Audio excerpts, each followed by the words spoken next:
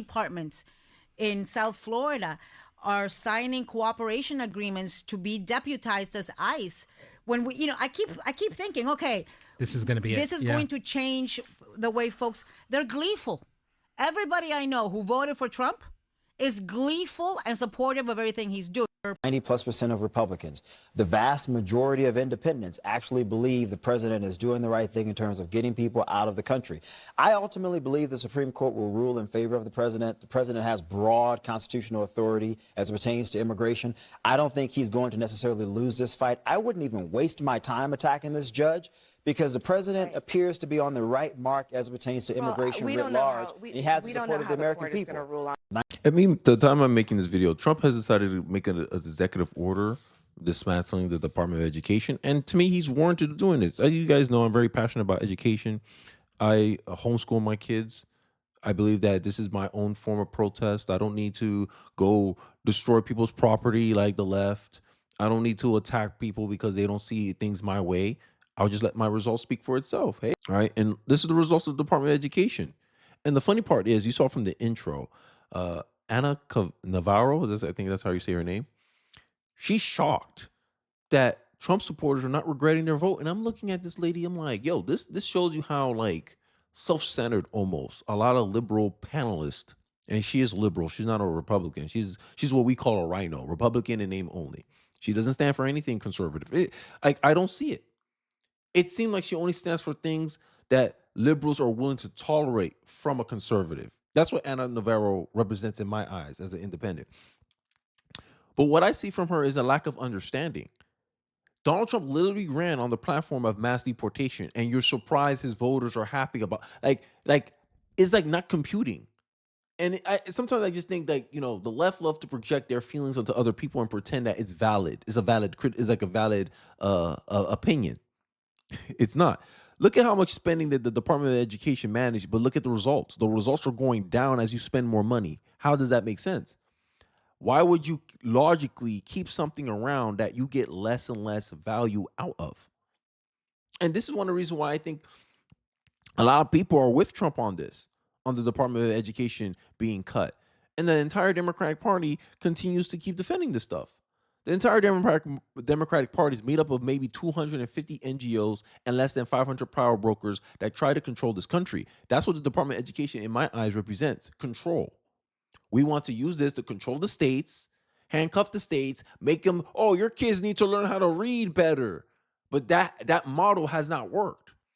And the reason why we want it more localized to this is my argument for why the Department of Education should be disbanded. If you remove the federal Department of Education, all the states are allowed to do their own thing. The same way with abortion. All the states are allowed to do their own thing. And that competition within each other will create a better result than top-down mandate saying, this is how you should do reading because reading scores are low. We're going into this trendy direction. We want to teach this crap. And this is how you get transgenderism in schools. This is how you get social-emotional learning, which teaches kids not virtue, not character, but a self-centered way of looking at the world, filled with feelings and validation and emotion. This is what social emotional learning is about. It's about teaching kids self-esteem. Self-esteem is not necessarily a good thing. Self-control is a better idea. Led us into this complacent, entitled consumerism culture because everything is about validating your feelings. You want confidence without any track record of actually backing up that confidence. That's what self-esteem does. It gives a false bravado. But I digress. The illusion that these people will make up a large swath of the country is their biggest flex. We really need an organizational chart like we have for the mob. It's a political mob. The Democrats are a political mob.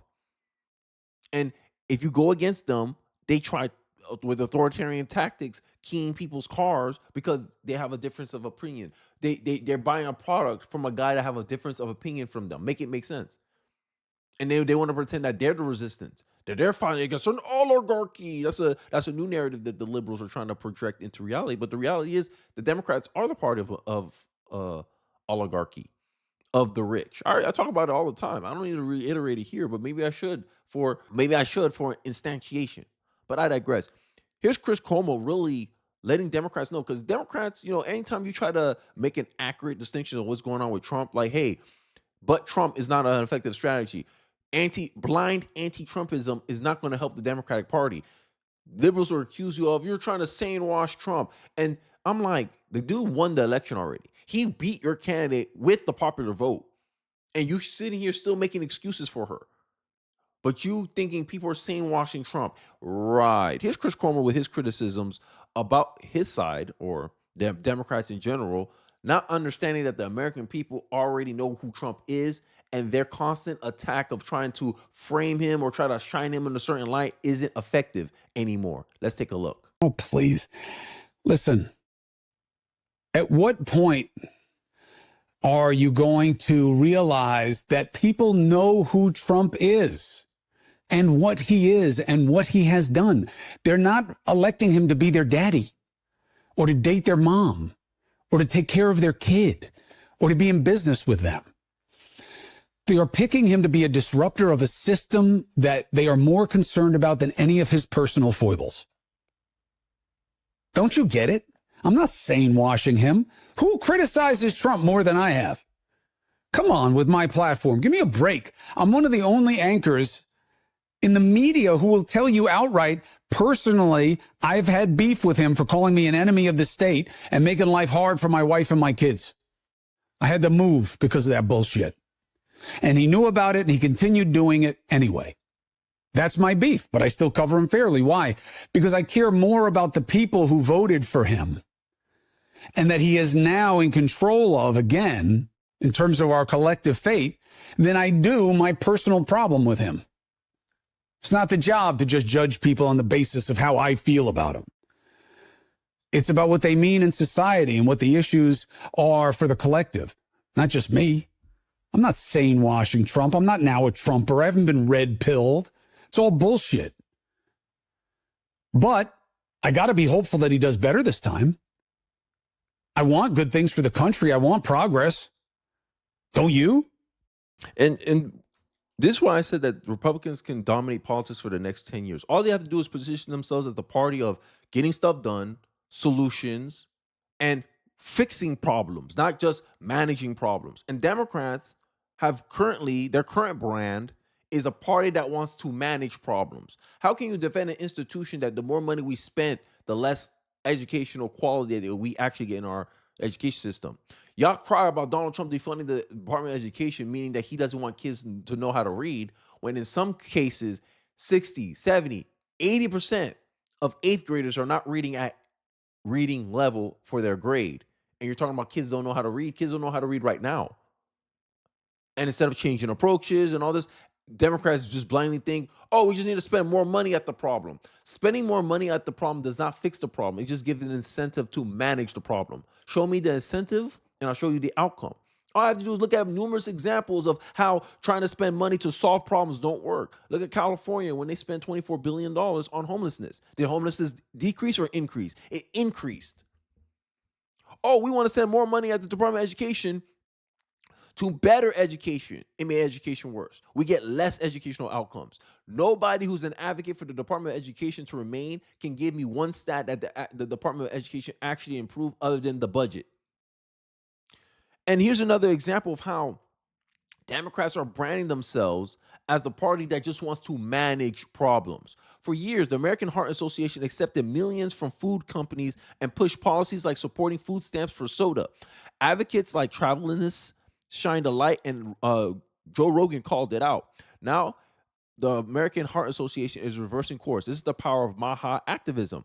And they wouldn't have as much relevance. They had relevance, but it got supercharged with the MAGA movement because all they had to do was convince us, yo, you guys say you're American first. Look at this thing that hurts Americans. And we go, oh, we didn't know that was a problem. Oh my God.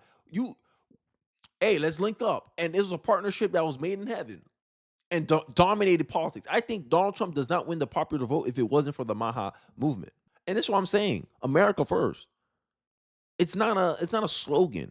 It's a political philosophy. Hey, Americans should be priority. Okay, Americans are priority. Why are we not doing stuff that make them healthier? Why are we incentivizing with food stamps the ability to make it easier for our citizens, our most poorest and disadvantaged citizens, to buy unhealthy food that will make them more at risk for obesity, dietary problems? Come on. American Heart Association retracts opposition to the GOP plan to exclude soda candy from food stamps. Cardiologist group says siding with Democrats to preserve taxpayer-funded HOHLS, I don't know what that is, was an unfortunate mistake. Imagine that. An unfortunate mistake. But Navarro, is surprised that Trump supporters are happy with what's going on. And, they coming out here talking about oligarchy, but they don't want to talk about the fact that let's look at the education oligarchy that's going on right now. Here's a 2 minute and 41-second clip of Charlie Kirk, in my estimation, explaining the best of what the Department of Education really was about. It wasn't the Department of Education. It's the Department of Administrators. But hear me out. Let's take a look. Administrators. And this is what's very important. This is not a war on teachers. There are 11 million people in America that are in government, that are in jobs, in government, taxpayer funded, in education. If you were to guess, how many would you say are teachers? 30%? Yeah, so that's almost correct. You're right. Okay. So about 7 million, about 6.7 million of the 11 million are administrators. And the people, most of our education money goes towards paper pushers, career counselors, people that fill in paperwork unnecessarily. We're not even supporting the teachers on the front line. So that's the biggest problem, is we have become an administrative heavy education model. And what has that meant for our kids? Since the advent of private education, as you agree, standards have gone down, literacy has gone down, math and reading has gone down. In fact, most kids in public education, I want you guys to think about this, in high school, have not read an entire book cover to cover. Yeah. Do you guys agree with that? Yeah. And I know that when parents hear that, it's so shocking. Most kids, when they are by a junior or senior in school, have not read, they'll read snippets. You guys know that. They have readers, right? A chapter of this. They have not read an entire book cover to cover. Let me go to my second argument why I think it's a bad idea. I don't think it's constitutional or in the role of government to get involved in the most intimate thing, which is education. And this is why. I think our view of education is wrong. You guys look at education probably because you've been taught as just, hey, get here so you can get a job. In the ideal sense, education should be about the growth of the soul and should be about the nurturing of good citizens, which is completely different than just career preparation. The view I have of education, which is what the founders had, which only very few people have, is that you guys should be here to read really old good books, to understand ancient philosophy, to become a well-rounded citizen of what is good, true, and beautiful, and then you could do any job once you graduate. I'm in agreement with most of what Charlie Kirk said. My education model is I value not merit. It's value-based education, right? You teach morality, you teach character, you teach principles to your children as part of their education. And a lot of the things that lacked in public school, right? I had experience in public school, is that they don't teach you anything. They don't teach you about virtue, morality, or anything like that. The morality essentially in public school that they teach you is listen to the authorities, which is a very Marxist way of teaching things. I'm just being honest about my critiques about the education system. And when I went to a Christian private school, they taught values. Hey, they taught principles. Hey, something that goes against your principles, you shouldn't align with it, even if it's at your own personal benefit. And that is something that I see consistently in the conservative movement, is that it's very value-based. This is why the left love to weaponize our virtue against us, or our virtue against Republicans, conservatives, because they know, these are people with Christian values, right? And just like he pointed out in that clip, these kids are only used to reading snippets. This is why they give you half-assed quotes from the Bible, for as an example. Oh, your book says you shouldn't judge. That's not what the book says. You didn't even read it. It says that don't judge if you're not prepared to be judged. That's what the Bible says. But they like Charlie Kirk said, they never read a book cover to cover, and that's something I'm telling you. A lot of things that I learned in my life is through self-education, and the ability to teach yourself how to learn. I think is the greatest advantage anyone can have, no matter what environment they put you in. I keep hearing white liberals say that the elimination of the Department of Education will disproportionately hurt black kids. In Chicago, 80% of black kids in the grades 3 to 8 can't read at grade level. What the hell has the Department of Education done for anybody? Done for them specifically? 76% of American students are goes to are educated by government schools, public schools. Like that's what I call them, right? And this is one of the reasons why I think Democrats, the left, they're losing a lot of ground. They're losing a lot of support. I think this is why a lot of them are their messaging comes across as out of touch. The left cares more about the government agencies rather than the actual people those government agencies are supposed to be serving. Down with the system doesn't really mean that, because if it did, people would be cheering on Trump and Musk, not protesting them. And this is the funny part about the left. They love to project themselves as rebels. Oh, we're against the system. We're fighting against the system. The wealthiest people, absent Elon Musk, are all on the left. Jeff Bezos, George Soros, Mark Benioff, Mark Elon Musk on Zuckerberg, the Laurene left? Powell Jobs. On the left, yes. The richer you are, the more likely you are to be a Democrat and on the left. Explain that to me, please. The numbers speak for itself. The Democrats are the party of the oligarchy. Can you name one tech CEO outside of Elon Musk that is a conservative? I personally think. Let me think. Peter Thiel. Yeah, that's one. That's one. Um, Larry Page, Google, on the left, worth $120 billion. Sergey Brin, Google, $130 billion on the left. Laurene Powell Jobs, Mackenzie Bezos, Jeff Bezos. If they're on the left, what has they done that was like quote unquote to do the left stuff? Well, okay, so Larry Page gives money to left-wing NGOs all the time. Like, if you're on the left, I don't think you will ever be this rich. Well, they are. You know why? Because the But left because they're not. No, Because they're not. The left is a scam. The left uses How peop- is this Let scam? me tell you why. It's a good question, actually. The left uses people like you that think that, oh, we're going to fight the rich. Well, they protect their oligarchy. While you guys have to keep on working hard to never own anything, when we conservatives are the ones that actually want to restore the American middle class. And I always say that the Democratic Party is the party of bureaucracy for this specific reason, is that they do everything to funnel money back into their party to benefit their constituency. You can see this in Chicago, where I just pointed out the stats: 83% of kids, black kids, right? Let's go with the mic, because the left people, they think they're helping, cannot read or function in their system in Chicago. Yet Chicago, right? The mayor, he used to work in the teachers unions. He seems to be putting the city, Chicago, in debt just to enrich his friends in the teachers unions. And this is why I say the Democratic Party is a party of bureaucracy, is that they benefit from bureaucracy. They benefit from these institutions because they're in control of these institutions. The institution, to a leftist, to a progressive, an institution is evil until they're in control of it. Tesla's evil until Elon Musk steps down and a super lib gets into the position of power in Tesla and becomes a new CEO. I bet you, if Elon Musk steps down today and a super woke liberal becomes the new CEO of Tesla, the left will go, the progressives, the lefts will start praising Tesla again. They'll start buying Teslas again overnight, because it's not about principles that the Democratic Party, liberals, a lot of progressives are actually angry at Elon Musk and Trump. It's about control. This is what the Department of Education was always about. It wasn't about improving education, because if the Department of Education was actually valued or principled about their cause of improving education, it would have been shut down. They would have been turned course and changed their educational model. But they haven't. Why? Because the purpose of the Department of Education, in my view, is solely to control the education of the children. Because socialists, progressives, at least the intellectual side of progressivism, Marxism, socialism, they understood that if you want to control the future, you first have to control the education of the children. This is why they have the quotes like, socialists don't have kids, they have yours. This is why. Because they want to infuse their values to your kids. And this is why I say that the left hates Bible, Christian schools, and all that stuff, because they understand that Christian schools, they don't only just educate your kid. They teach your kids values. They teach your kids how they should operate to the world. And Marxists, leftists, socialists, liberals, they believe they should be doing that. Right? Because at the end of the day, your school's passing down some type of ideology. And as a parent, I want to control what kind of ideology my kids are exposed to. I want my kid to be a capitalist. That's my right. My kid has half my DNA. I have a 50% stock in the outcomes of my children.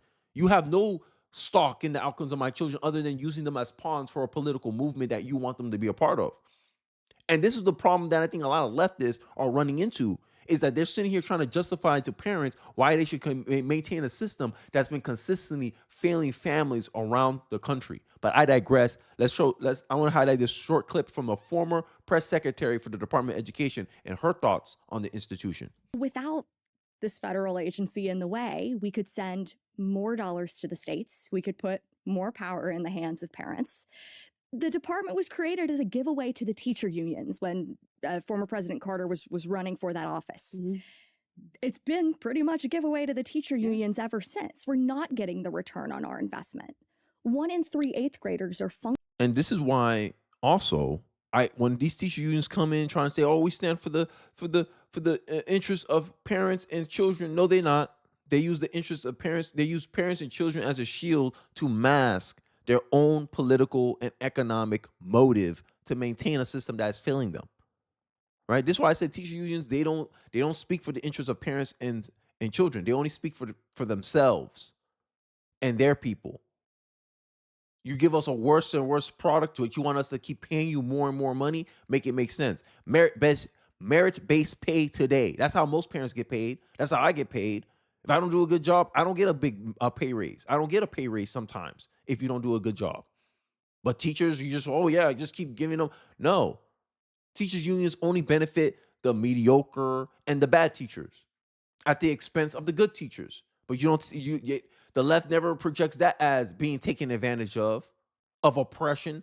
How you spend trillions of dollars into the Department of Education, yet the administrators soak up most of the money and the teachers get paid nothing, but somehow it's our fault. We don't respect teachers enough. We don't pay teachers enough. Huh? You administrators are the one taking up all the money. You talking about we not paying the teachers enough? And this is the problem that a lot of leftists, they get caught up in. Functionally illiterate. That means their freshman year of high school, a teacher puts a history textbook in their hands, and that accomplishes nothing because they can't read it. Yep. They can't extract meaning from words on a page. So somebody might hate me, hate this current administration, hate, whatever flavor of politics they don't want to have around. But I'm asking them to hate this failure more. No matter what you think of me, no matter what you think of our political side. The results are so bad, we should all be unified against this. Without this, yeah, that's what America First is. That's what America First is supposed to represent politically, right? And you got reporters. This is how the left get caught up, right? They're gonna ask her, criticism about the Department of Education, about Donald Trump dismantling the Department of Education, but they never had any criticism over the decades on decades of money spent in the Department of Education. It's so backwards how they think. They get mad at Elon Musk for exposing government fraud, but they're not mad at the people defrauding or mishandling the money of the American people. Make it make sense. But this is what happens when everything's based on tribal politics, and that's what it is fundamentally. They know the Department of Education benefits the Democratic tribe, and that's why they go out of their way to defend it, even though they can't justify spending trillions of dollars in the Department of Education when we're getting worse and worse educational outcomes than the rest of the world. We spend the most money, yet we have one of the worst educations in the world? Huh? How you can justify that, Democrats? It benefits us. We have to keep it. We have to stay in control of the education system for the American youth, or else they'll never be socialist. That's the left's angle here. And what the conservatives are trying to wake up parents to is that, hey, given the differences of political tribes, these outcomes don't sound good for us as parents. Let's throw away let's stop thinking like Republicans. Let's stop thinking like Democrats. As a parent, do you think this is beneficial for the future of our children? Our collective children? No. Okay, we should disband this stuff. And that's the argument that the left can't really debate. That's why they try to make everything political. Caroline, what do you say to critics of the president's education plan? Where was their criticism of our nation's failing test scores for the last several decades? The Department of Education was founded in the 1970s, and since then we have spent more than $3 trillion at this federal bureaucracy. What has been the return on that investment for the American taxpayer? Levels that are less than ideal, less than proficient. Our children's test scores are incredibly concerning when it comes to reading rates, literacy rates, math, and science test scores. The numbers prove that, and this president is finally taking much needed action to return education to where it belongs, and that's to educators closest to students in their classrooms in their respective states. We're going to have a great event here later. Yeah. It just makes sense. Like you can't keep rewarding a failing system like this. It'll put out a bad incentive. And the left keeps talking about oligarchy. Oh, no, the real oligarchy is the teachers' unions. Look at how they operate. Look at union bosses. They get paid they get paid damn near as much money as CEOs. Yet they're not as hated. Why? The left. The left is so funny. Like they sometimes I think the left think that they're somehow better humans than people. You're human just like everyone else. Your union boss is the equivalent to a CEO in a Fortune 500 corporate company. You're mad at CEOs in capitalistic corporate America, but you're not mad at union bosses who you can make the same argument that they like to make about capitalists. You can make the same thing about union bosses. Union bosses are only using the labor because at the end of the day, the union boss really has no value. He's just a representative of the collective. And sometimes, and actually not sometimes, a lot of times they use this representation as a way to gain political favor, political power. They're seen more like a whip, like, hey, come on, we gotta go vote for this guy because he promised me something in the background. But we're gonna fight for more pay, causing chaos between the relationship between the employer and employee. Because at the end of the day, it's like a business. Your business. Your business that sells your skills and time, and the person is a business that sells their product and their pay. And you come to agreement. That's what at-will employment was supposed to be. But union, they want to be able to mob everything, to shrinking the individual choice or the ability for someone to make an individual choice. And the left has been spreading this information about the fact that Trump is going to withhold funding, take funding away. And all that really happening is the funding is going to go more towards the states than it is in a federal bureaucracy like the Department of Education. But the department's useful functions and such as, and they're in charge of them, Pell Grants, Title I funding, resources for children with disabilities and special needs will be preserved, fully preserved. They're all going to be. So if you look at the Pell Grants, supposed to be a very good program, Title I funding and resources for children with special disabilities and special needs. They're going to be preserved in full and redistributed to various other agencies and departments that will take very good care of them, and that's very important to Linda. Yeah, so the left, that's one of the main concerns the left try to point out as, this is the problem with the funding Department of Education. But I'm like, there's nothing that, it should be no reason why all our education systems should be managed by people in DC.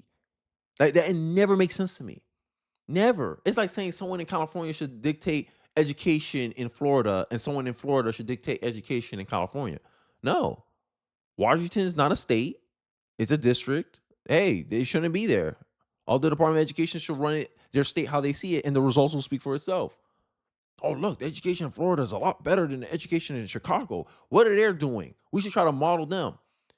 And it becomes, that's why competition works so well. This is why capitalism rules when it comes to innovation, because there's an incentive structure inherent in capitalism to force people to compete against each other to bring a more better service, a better product. But you don't see that in socialism. When you have a centralized system, you see the federal Department of Education, it stifles innovation. Because the minute you try to go against status quo is incentivized to defend itself and justify its existence and stops any kind of disruption happening in the space. This is why I call the government an unnatural monopoly. And education is the industry that needs the most disruption. We're still operating on a model from the 1800s. And any attempt to try to change it gets resisted in the Department of Education. This is why a lot of parents are trending towards homeschooling, because we feel like, you're not offering something we want, so we rather create it in our own homes. And then when Republicans go, oh, hey, homeschooling parents, they're getting some good outcomes. Let's give them some money to further incentivize this behavior. Department of Education, they're fighting against it. The teacher users are fighting against it because it's a threat to their power. It's a threat to their political status, economic status. Because imagine if 76% of kids are homeschooled. That's a blow to the Department of Education. That's lower funding, less demand for teachers. That's something that cannot happen economically or politically for the teachers unions. Their whole grift relies on the fact that the teachers are underserved and underpaid, underappreciated, underpaid. That's their whole stick. And if you create an environment where that's no longer the case, teachers are not bombarded by 40-to-1 ratio where they got to teach 40 kids. It's a smaller classroom, which will make it more manageable for the teachers to teach effectively. They can't have that because then they lose a problem to complain about.